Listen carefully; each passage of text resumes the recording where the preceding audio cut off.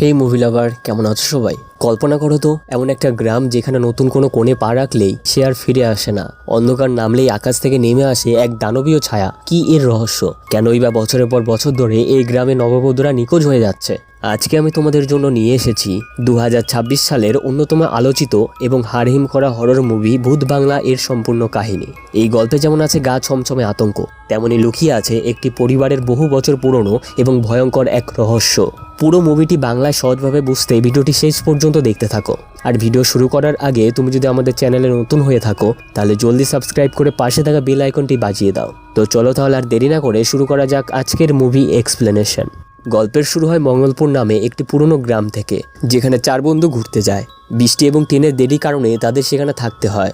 সেখানে তাদের এক বয়স্ক লোকের সাথে দেখা হয়, যে তাদের এই গ্রামে এমন এক সত্য ঘটনা শোনায় যা শুনে যে কারো আত্মা কেঁপে উঠবে। সে জানায় এই গ্রামে এক ভয়ানক ক্রিয়েচার অর্থাৎ দানব থাকে, যাকে বধূসুর বলা হয়। এটি দেখতে অনেকটাই মানুষের মতো আর কিছুটা বাদুর। এর কাহিনী অত্যন্ত বেদনাদায়ক এবং পুরনো। সে জানায় যে এক অসুর কন্যা এবং দেবতার মধ্যে ভালোবাসা হয় এবং তার ফলে একটি সন্তান জন্ম নেয়। দেবতা এবং অসুররা তাকে মেনে নিতে অস্বীকার করে এবং দেবতারা তাদের উপর হামলা করে। নিজের সন্তানকে বাঁচাতে অসুর কন্যা তাকে অন্ধকার রাজার হাতে তুলে দেয়। সেই শিশুটি বাদুরদের মাঝে বড় হয় এবং অভিশাপের কারণে এক শক্তিশালী বধূসুরে পরিণত হয়। সে শিবের কাছ থেকে বরদান পায় যে তার মৃত্যু হয়তো তার নিজের হাতে হবে অথবা তার কোনো বংশধরের হাতে হবে। এরপর গল্পের দৃশ্যটি লন্ডনে চলে যায়, যেখানে আমরা অর্জুনকে দেখতে পাই। সে তার পরিবারের সাথে থাকে এবং তার মীরা নামের একটি বোন আছে। অর্জুনের বোন মীরা রাহুলকে ভালোবাসে, কিন্তু রাহুলের পরিবার খুবই কুসংস্কারচ্ছন্ন। তারা মীরার বিয়ে কোথাও দিতে রাজি হয় না। এখান থেকে আমরা জানতে পারি যে অর্জুন অনেক ঋণে ডুবে আছে। হঠাৎ তারা জানতে পারে যে ভারতের মঙ্গলপুর গ্রামে তাদের একটি বিশাল পুরনো রাজপ্রাসাদ আছে, যা তার মায়ের পরিবারের কাছ থেকে তারা পেয়েছে। অর্জুনের মনে হয় যদি সে মীরার বিয়ে ওই প্রাসাদে দেয় তবে বিয়ের জায়গার সমস্যাটাও মিটে যাবে এবং এই প্রাসাদটি পরিষ্কার করে সেখানকার হারানো গৌরব ফিরে আনতে পারবে। এরপর অর্জুন, মীরা এবং তাদের বন্ধুরা সবাই ভারতে আসে। প্রাসাদটি বাইরে থেকে যতটা চমৎকার, ভিতর থেকে ততটাই সুন্দর। অর্জুন যজ্ঞ নামের একজন ইভেন্ট প্ল্যানারকেও নিয়োগ করে, কিন্তু প্রাসাদের কেয়ারটেকার তাদের সতর্ক করে দেয় যে এই গ্রামে বিয়ে করা বিপজ্জনক। বধূসুর প্রতিটি নতুন কনেকে তুলে নিয়ে যায় এবং মেরে ফেলে। অর্জুন এই কথাগুলোকে পুরনো গল্প মনে করে উপেক্ষা করে, কিন্তু সে জানে না যে তার পরিবারের ইতিহাস এবং বধূসুরের বরদান একে অপরের সাথে যুক্ত। কেয়ারটেকার আরও জানায় যে এই অসুর এতটাই শক্তিশালী ছিল যে দেবতারাও অতিষ্ঠ হয়ে পড়েছিল। তাই তারা বিষ্ণুদেবের কাছে সাহায্যের জন্য যায়। বিষ্ণুদেব বিক্ষণী নামে এক অপ্সরাকে শক্তি দিয়ে বধূসুরের ধ্বংস করার জন্য পাঠায়। বধূসুর বিক্ষণীর সৌন্দর্যে মুগ্ধ হয়ে যায়। বিক্ষণী শর্ত দেয় যে বিয়ে না করা পর্যন্ত সে তাকে স্পর্শ করতে পারবে না। বিয়ের সময় বধূসুর যখন বিক্ষণীকে মালা পরাতে যায় তখন বিক্ষণী তাকে খঞ্জর দিয়ে মেরে ফেলে। যেখানে বধূসুর মারা গিয়েছিল সেখানে তার একটি মন্দির তৈরি হয় এবং বিক্ষণী নিজেকে একটি বড় গাছে পরিণত করে, যাতে সে অসুরের অতৃপ্ত আত্মাকে আটকে রাখতে পারে। গল্প আবারও অর্জুন এবং তার প্রাসাদে ফিরে যায়। অর্জুন যখন ভারতে আসছিল তখন ট্রেনে তার সাথে প্রিয়ার দেখা হয়, যেখানে সে প্রিয়ার প্রাণ বাঁচিয়েছিল। প্রিয়া ছিল একজন লেখিকা এবং সে এই গ্রামের পুরনো কাহিনী নিয়ে গবেষণা করছে। এরপর সবাই প্রাসাদে পৌঁছায়। একদিন সন্ধ্যায় প্রাসাদে ওয়ারিং করার সময় অর্জুন প্রচণ্ড বিদ্যুতের শক খায়। প্রিয়া সেখানে পৌঁছে তাকে সিপিআর দিয়ে বাঁচিয়ে তোলে। অর্জুন প্রিয়াকে দেখে খুব খুশি হয় এবং তাকে তার বোনের বিয়েতে ইনভাইট করে। অর্জুনের ইলেকট্রিশিয়ান বল্লী, যে ছিল যজ্ঞর ভাগ্নে, সে খুব দুষ্ট ছিল, কিন্তু এক রাতে তার সাথে এক অদ্ভুত ঘটনা ঘটে। একটি বাদুড় তার উপর হামলা করে এবং মনে হয় বল্লীর উপর যেন কোনো এক অশুভ আত্মার আচর হয়েছে। অর্জুন এবং যজ্ঞ যখন বল্লীকে অনুসরণ করে তখন তারা সেই পুরনো বাদুড় মন্দির এবং বিক্ষণী গাছের কাছে পৌঁছে যায়। সেখানে অনেক বাদুড় তাদের উপর হামলা করে এবং তারা ভয়ে সেখান থেকে পালিয়ে আসে। গল্পে এবার টুইস্ট আসে। অর্জুন হঠাৎ এমন কিছু জিনিস ও মানুষ দেখতে শুরু করে যা অন্য কেউ দেখতে পায় না, কিন্তু সে সব উপেক্ষা করে। সে প্রিয়াকে মন্দিরের ব্যাপারে বলে, যা শুনে প্রিয়াও অবাক হয়ে যায়। অর্জুন প্রিয়াকে প্রাসাদের রহস্য দেখানোর জন্য খুব উত্তেজিত ছিল। তারা দুজনে ঘুরতে বের হয় এবং অর্জুন তার ক্যামেরা সেট আপ করে যাতে সে প্রিয়ার সাথে কিছু স্মৃতি ধরে রাখতে পারে। এই সময় বোঝা যায় যে অর্জুন প্রিয়াকে পছন্দ করতে শুরু করেছে। এরপরে যখন তারা বিক্ষণী গাছের কাছে পৌঁছায় হঠাৎ পরিবেশ বদলে যায়। অদ্ভুত আওয়াজ আসতে থাকে এবং শত শত বাদুড় গাছ থেকে বেরিয়ে আসে। প্রিয়া অর্জুনকে সতর্ক করে যে বধূসুর অন্ধকারে হামলা করে, তাই তাদের দ্রুত সেখান থেকে চলে যেতে হবে। এরপর গীতাপুরে গুরুজির পরিচয় পাওয়া যায়। অর্জুনের বাবা বাসুদেব যখন মঙ্গলপুরে আসেন তখন তিনি অর্জুনের উপর খুব রেগে যায়। অর্জুন গীতাপুরের গুরুজির কাছে যায়, তিনি তাকে আসল সত্য জানায়। বধূসুর এখনও পুরোপুরি মুক্ত হয়নি।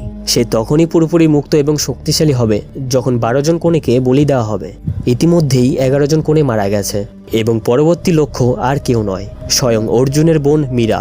গুরুজি জানায় যে বিয়ে রাতের পরিবর্তে দুপুর 12টায় দিতে হবে, যাতে সন্ধে হওয়ার আগে সবাই গঙ্গা নদী পার হতে পারে, কারণ বধূসুর পবিত্র গঙ্গা নদী পার হতে পারে না। এরপর একটি পুরনো রহস্য সামনে আসে। অর্জুনের তার দাদামশাই দুষ্যন্তের একটি পুরনো ঘরের চাবি দরকার ছিল। সে অন্য একটি বাড়িতে যায় যেখানে এক ব্যক্তির সাথে তার লড়াই হয়। সে সময় একটি গুলি চলে এবং অর্জুনের বাবাও সেখানে পৌঁছে যায়। সবাই অবাক হয়ে যায় যখন জানতে পারে যে অর্জুনের দাদু দুষ্যন্ত এখনো বেঁচে আছে। দুষ্যন্ত খুব রাগান্বিত এবং তিনি অর্জুন এবং বাসুদেবকে সেখান থেকে চলে যেতে বলে। এখান থেকেই সবচেয়ে বড় মোড় আসে এবং অর্জুনের সত্য প্রকাশ পায়। অর্জুনের বাবা বাসুদেব তাকে এমন এক কথা বলেন যা তার দুনিয়া নড়িয়ে দেয়। অর্জুন বাসুদেবের নিজের সন্তান নয়। বাসুদেব জানায় যে দুষ্যন্ত এক শান্ত পরিবারের লোক ছিল এবং তিনি বছরের পর বছর ধরে বধূসুরকে আটকানোর জন্য পুজো এবং বেদের সাহায্য নিচ্ছিলেন। অর্জুনকে এখন নিজের অস্তিত্ব এবং বধূসুরের বিপদ উভয়ের সাথেই লড়াই করতে হবে। ফ্ল্যাশব্যাকে দেখানো হয় যে দুষ্যন্তের ছেলে মাধব ছিল তার নিজের সন্তান। তারা দুজনেই প্রাসাদে বেদ পুরাণ পড়ত যাতে বধূসুরকে বন্দি করা যায়। সেখানে যশোদা নামে এক নারী আসতেন যিনি বাচ্চাদের নাচ শেখাতেন। বাসুদেব এবং মাধব দুজনেই যশোদাকে পছন্দ করতেন। একদিন পুজোর সময় মাধব মন্ত্র পড়তে ভুল করে ফেলে এবং সে খুব দুঃখে ছিল। সে দুর্বলতার সুযোগ নিয়ে বধূসুর মাধবকে কবজা করে নেয়। অর্জুনের আসল সত্য হলো সে আসলে মাধবের ছেলে এবং দুষ্যন্তের নাতি। যখন বধূসুর মাধবকে পুরোপুরি গ্রাস করে ফেলে এবং প্রাসাদে বিপদ বেড়ে যায়, তখন বাসুদেব ও যশোদা অর্জুনকে নিয়ে লন্ডনে পালিয়ে যায় যাতে সে অসুরের নজর থেকে বাঁচতে পারে। গুরুজি আরও একটি বড় রহস্য ফাঁস করেন যে দুষ্যন্তই আসলে খুনি। গ্রামে যে 11 জন কোণে মারা গেছে তার পিছনে কোনো ভূত নয়, বরং স্বয়ং দুষ্যন্তই ছিল। দুষ্যন্তের ধারণা ছিল যদি সে 12 জন কোণের বলি দেয় তবে বধূসুর চিরতরে তার ছেলেকে ছেড়ে চলে যাবে। তাই সে নিজের নাতনি মীরার বলি দিতেও প্রস্তুত হয়ে যায়। মীরার বিয়ের সময় অনেক হাঙ্গামা হয়। মীরার শ্বশুরবাড়ির লোকজন রাত 8:30 বিয়ে করতে চায়। অর্জুন এবং বাসুদেব অনেক চেষ্টা করে দুপুরে বিয়ে দিতে যাতে তারা দিনের আলোয় গঙ্গা পার হতে পারে, কিন্তু মীরা জেদ ধরে যে সে রাহুল ছাড়া আর কাউকে বিয়ে করবে না। বাধ্য হয়ে অর্জুন বিয়েতে রাজি হয়, কিন্তু মনে মনে শপথ নেয় যে সে তার বোনের কোনো ক্ষতি হতে দেবে না। অনুষ্ঠান ধুমধাম করে শুরু হয়। বিয়ের আচার শেষ হতেই হঠাৎ বধূসুর সেখানে চলে আসে। অর্জুন দ্রুত মীরাকে একটি নিরাপদ ঘরে নিয়ে যায় এবং তাকে একটি টিউবলাইট ধরিয়ে দিয়ে বলে সে যেন এর আলো থেকে দূরে না যায়। প্রাসাদের সব আলো নিভে যায় এবং বধূসুর অন্ধকারের সুযোগ নিয়ে মীরাকে তুলে নিয়ে যায়। অর্জুন মীরাকে খুঁজতে খুঁজতে সেই বিদোহী আত্মাগুলোর পিছু নেয় যারা তাকে রাস্তা দেখিয়েছিল। এই আত্মাগুলোর মধ্যে পিয়াকেও দেখা যায়। অর্জুন পরে পিয়ার সাথে দেখা করে, তখন জানতে পারে সে যে পিয়ার সাথে সময় কাটিয়েছিল সে আসলে পিয়ার যমজ বোন ছিল যে আগেই মারা গেছে। অর্জুন বুঝতে পারে যে সে মৃত মানুষদের দেখতে এবং অনুভব করতে পারে। শেষ লড়াইয়ে অর্জুন মন্দিরে পৌঁছায় যেখানে দুষ্যন্ত মীরার বলি দেওয়ার প্রস্তুতি নিচ্ছিল। সেখানে মাধবন অর্থাৎ অর্জুনের আসল বাবা উপস্থিত ছিল, যার শরীর বধূসুরের দখলে ছিল। অর্জুন ও বধূসুরের মধ্যে ভয়াবহ লড়াই হয়।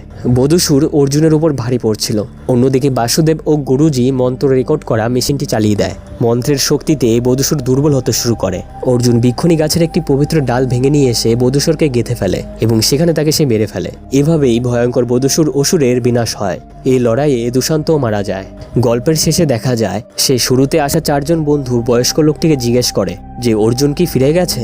লোকটি বলে না, অর্জুন এখনো এই প্রাসাদেই থাকে এবং তার বাবা মাধবের আত্মার মুক্তির জন্য সে দিনরাত পুজো করে।